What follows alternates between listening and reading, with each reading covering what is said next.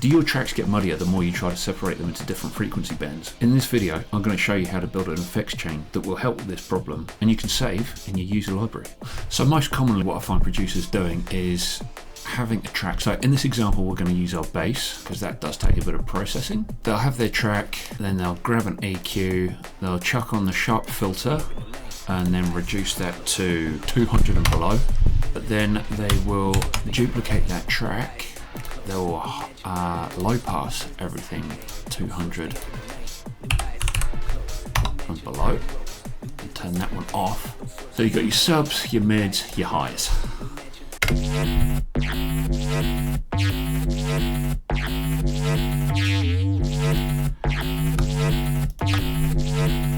So around the 200, where you've got the sub range and your mid range overlapping, there will be a bit of a peak going on there because of the way that they overlap. They're not sheer cutoffs, so you get a little bit of overlap there, and specifically on bass, this is a pain point for muddiness.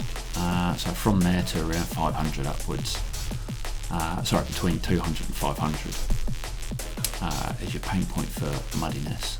But then the same when we go up to the 3000, which is around here. But yeah, you'll just have an increase just here,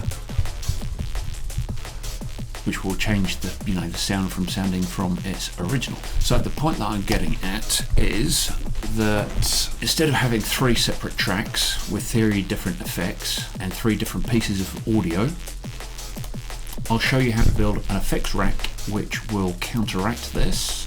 Right, so instead of using EQ8, what we're going to do is use multi-band dynamics. The reason for this is the crossover point of each of these sections is a lot sharper than the the sharp cutoff of EQ8. So what we're going to do here, start building an effects chain.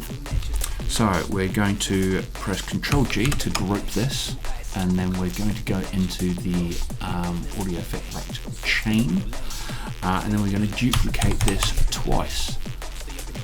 So in here we are going to solo each track separately and then rename these accordingly. So we're going to go high, we're going to go mid,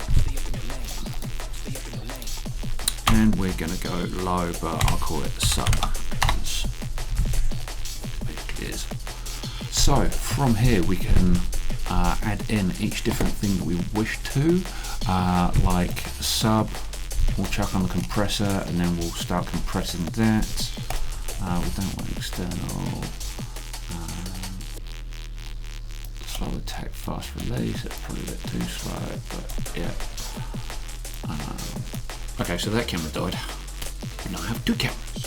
So that's our sub channel sorted. So on the mids and highs, I actually want to group those together because I want to process those at the same time using an effect chain that I showed you in a previous video. Not even an effect chain, just an overlooked Ableton effect for bass music. So anyway, highlighted those, Control Group G, Control G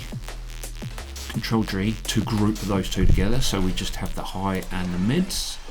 And so at the end of this chain, I am going to hop into Corpus and grab that bright snare.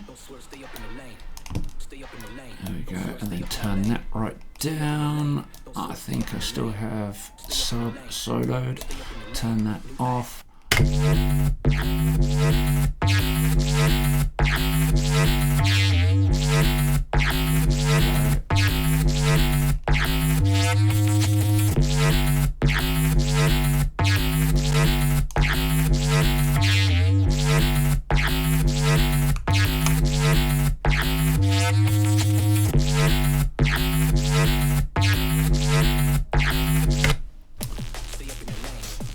So rather than having these 3 separate channels all going into one group,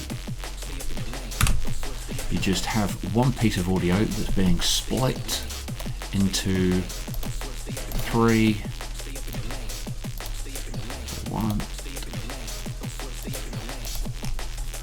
different channels being affected separately. So again, I could chuck right snare into here just to get another extra little bit of crispiness out of it.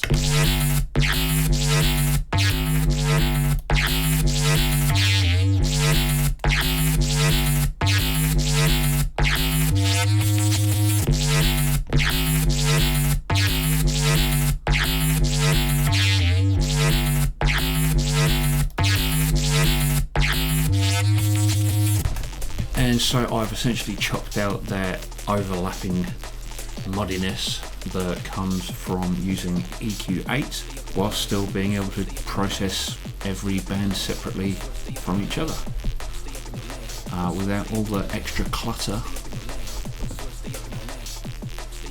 going on in your arrangement view.